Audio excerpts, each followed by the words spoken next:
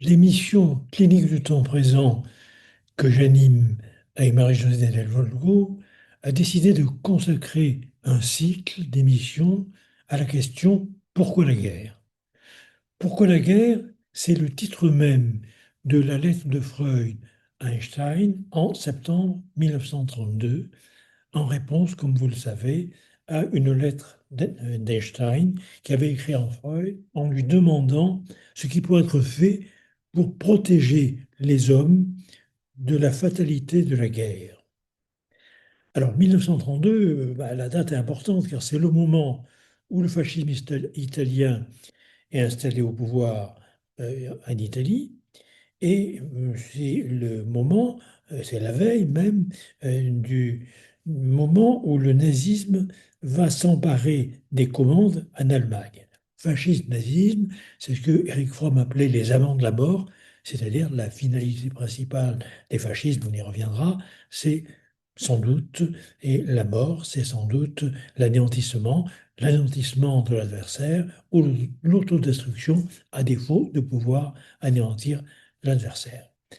Comme vous le savez, Deleuze avait l'habitude de dire que je considère comme fasciste toute personne qui crie Vive la mort. Alors, c'est important aussi, bien entendu, que lorsque nous parlerons dans nos émissions de guerre, ce ne seront pas seulement, je dirais, les guerres traditionnelles, les combats militaires entre les nations que nous évoquerons, mais toute forme de violence meurtrière, de violence destructrice. Et n'oublions pas qu'une des signatures des fascismes, c'est justement la poursuite en temps de paix des comportements, des conduites, des mœurs, des habitus en cours en temps de guerre. La militarisation de la vie civile, c'est un des symptômes majeurs et permanents de tous les fascismes. C'est d'ailleurs ce qui m'a amené et ce qui m'amène depuis près de 15 ans à parler de théofascisme pour certains fascismes à organisation, je dirais, à prétexte religieux, ou de technofascisme pour parler justement, pour rendre compte de ces mentalités totalitaires qui occupent la modernité tardive du XXe et du XXIe siècle. La barbarisation des conduites, l'effacement de l'empathie, les violences contre le psychisme, contre le social, traversent ce que l'on a pu appeler parfois le modernisme réactionnaire. Je pense aux travaux très importants de Jeffrey Erf, et on voit bien comment la modernité réactionnaire, elle va de la mythologie nazie jusqu'à aujourd'hui la pensée MAGA, en passant par la fabrique de l'homme nouveau, né des tranchées de la Première Guerre mondiale, issu de ces tranchées, sculpté dans le futurisme machinique, et, encore une fois, qui constitue justement, qui s'inscrit dans une révolution culturelle. Et je crois que c'est très important de prendre en compte, comme l'a fait Roger Chartier par exemple, la culture, et Norbert Elias, les révolutions culturelles qui précèdent l'émergence de révolutions politiques ou de contre-révolutions. D'entrée de jeu, dans sa réponse à Einstein, Freud commence à traiter le pourquoi de la guerre par un rapport entre la violence et le droit. C'est très important parce que nous consacrerons des émissions à cette question des rapports entre la violence et le droit. Et c'est pas un hasard. Vous voyez, si aujourd'hui la guerre fait retour, au moment justement où l'état de droit international, est de plus en plus bafoué, mais encore une fois, avant que ce soit l'état de droit international, c'est l'état de droit tout court qui a été bafoué à l'intérieur des nations. C'est un point essentiel. Ce qui ne veut pas dire, encore une fois, que le droit n'a rien à voir avec la violence. Le droit, Freud le dit, il est issu, il est généré par la violence. Il est en somme un peu l'enfant bâtard. Il se développe avec elle, mais il ouvre l'horizon d'un dialogue entre les humains, c'est-à-dire de quelque chose qui, finalement, évite le règne absolu d'une violence à l'état brut. Vous le savez, on en parlera sûrement, Hobbes, Locke, Montesquieu, Hannah Arendt, l'importance de la peur comme émotion morale, émotion politique, affect politique majeur. Bon, nous verrons comment chacun, à sa façon, ces philosophes nous introduisent à ce nécessaire rôle de l'État d'être en gros une technique, un dispositif d'arbitrage et évitant la destruction absolue. Quand il n'y a plus, je dirais, de crédit accordé à la parole, quand il n'y a plus de confiance dans ce qui est dialogique et conventionnel, Habermas vient de mourir, comme vous savez, n'est-ce pas? Eh bien, lorsqu'il n'y a plus ces systèmes de signes conventionnels, qu'il n'y a plus de paroles, d'écriture, de contrats, alors, eh bien, nous assistons à un déchaînement des violences. Lorsque la valeur de la parole et de l'écrit décline dans une société, comme c'est le cas, je pense, aujourd'hui, il ne faut pas s'étonner que les violences et les guerres s'inscrivent dans le sillon de cette perte de confiance dans la parole au profit de la violence. Albert Camus a écrit des textes magnifiques dans, dans le combat au lendemain de la Deuxième Guerre mondiale, autour de novembre 1946, sur ce point. Le droit, nous rappelle Freud, c'est la force de la communauté. C'est ce qui fait son union. C'est ce qui fait qu'elle est forte. Et donc, lorsqu'une communauté dévalorise la valeur du droit au profit de la force, qu'est-ce que ça veut dire? Ça veut dire qu'elle est faible, ça veut dire qu'elle continue à s'affaiblir et que du coup, elle va partir en quête de boucs émissaires, que ce soit les ennemis traditionnels ou que ce soit les humains à exclure ou à bannir. La guerre, justement, elle peut prendre différentes formes. Mais une chose est certaine, c'est toujours un effondrement culturel et civilisationnel qui la favorise, qui l'occasionne, qui la déclenche. La crise sociale, politique ou culturelle, c'est la niche écologique de toute violence destructrice.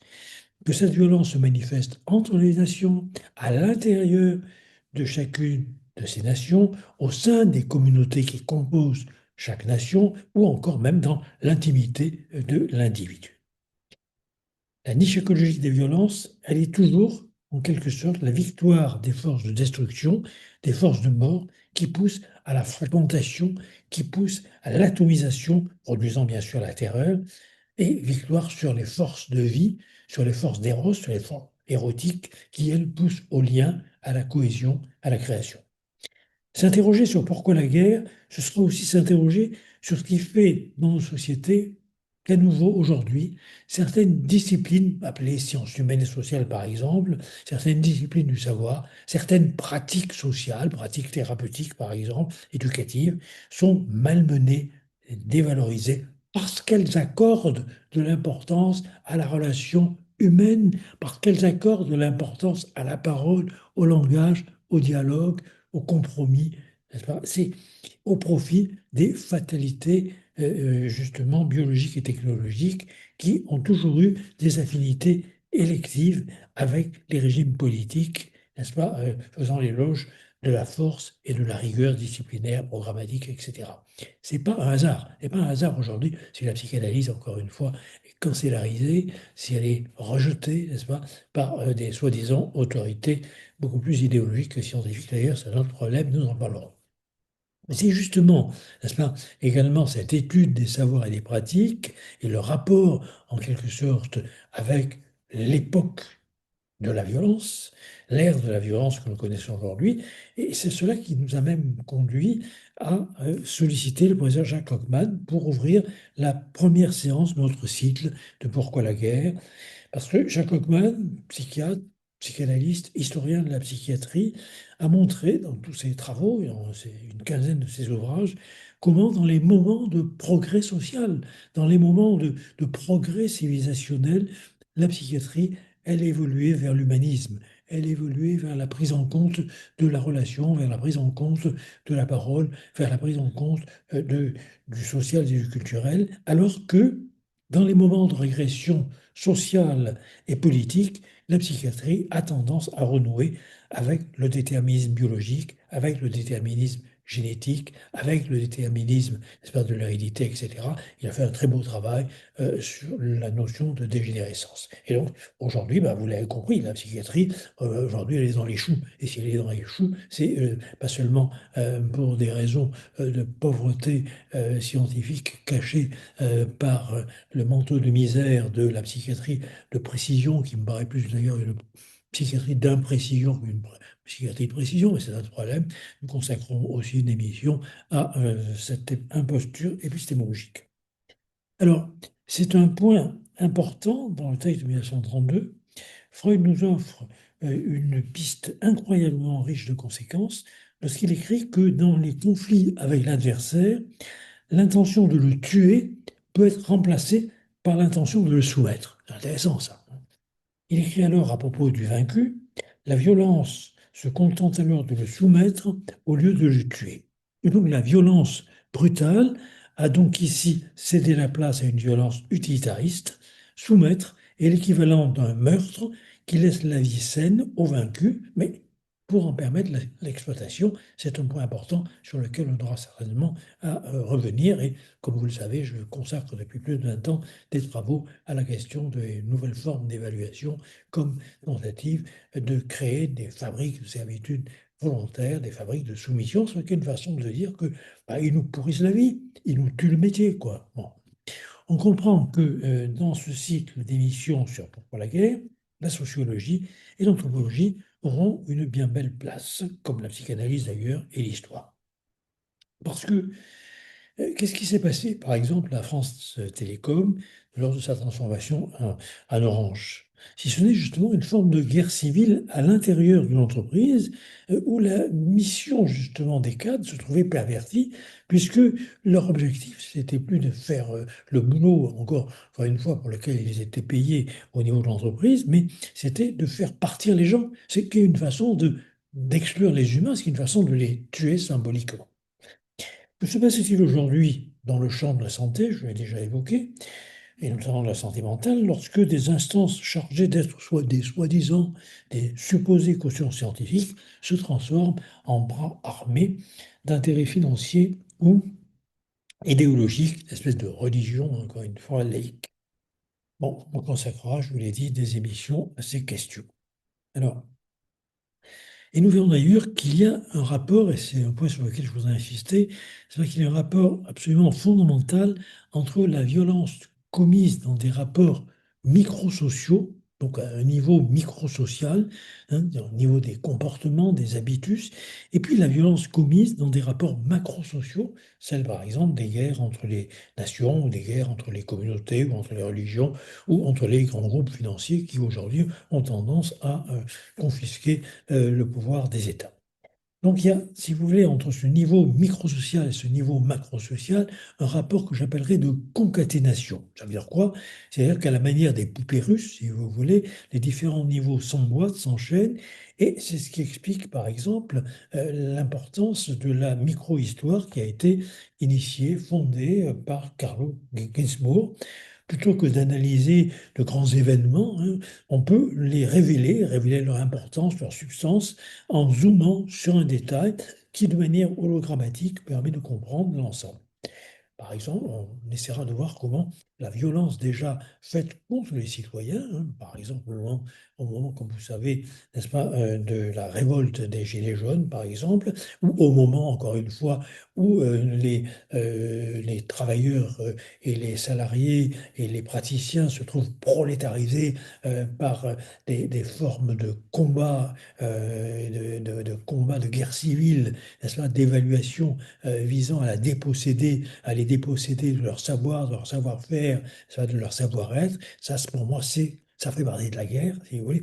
Eh bien, on verra comment cette violence-là, n'est-ce pas, elle conduit d'une certaine manière à ce que nous connaissons aujourd'hui à un niveau macrosocial, c'est-à-dire la guerre entre les empires et les quelques États. Si le droit international est aujourd'hui bafoué par de nouveaux empires, c'est bien aussi parce qu'à l'intérieur de chacun d'eux et au-delà de chacun d'eux, la force a pris le pas sur le droit. Et donc, nous en parlerons, j'insiste encore et encore. Alors, Freud, pour terminer, il ne nous laisse aucune illusion. Nous descendons d'une longue lignée de meurtriers et d'assassins et nous avons peu d'illusions à nous faire sur notre capacité de nous débarrasser des forces de destruction, des forces de mort, de Thanatos. Et d'ailleurs, l'existence même de ces forces de destruction participe parfois à la création. L'existence même de ces forces de destruction, eh bien, elles ont parfois d'heureuses conséquences, comme celle de la fabrique de notre conscience morale, ou bien la genèse de nos sentiments de culpabilité. C'est une autre histoire, nous aurons aussi l'occasion d'en parler. Tout ce que nous pouvons espérer, alors, pour répondre à la question de la fatalité de la guerre que lui pose Einstein, tout ce que nous pouvons espérer, c'est nous faire les alliés, les amants des forces d'Éros qui combattent Thanatos. Et ça, c'est un vieil adage antique, n'est-ce pas, qui pose que la victoire n'est, enfin, la paix n'est pas simplement l'absence de la guerre. La paix, elle se construit. La paix, elle est la victoire d'un combat contre les forces de la guerre, c'est-à-dire contre Thanatos. Et pour mener ce combat contre la guerre, eh ben, qu'est-ce qu'il y a? C'est dans le texte de Freud. Il y a le travail de la culture, il y a le travail de l'éducation, il y a le travail de la santé, il y a le travail de la justice, il y a le travail de l'information. Bref, tous ces secteurs qui ont été démolis par le néolibéralisme. Le néolibéralisme nous a désarmés dans notre combat contre la guerre. Le néolibéralisme a contribué à détruire depuis 50 ans et justement tout ce qui nous permettait de combattre ces forces de mort. Et il apporte aujourd'hui la guerre comme la nuée apporte l'orage. Vous aurez bien évidemment reconnu une phrase que je plagie de Jean Jaurès qui aura, vous vous en doutez, toute la place dans nos émissions. Bonsoir.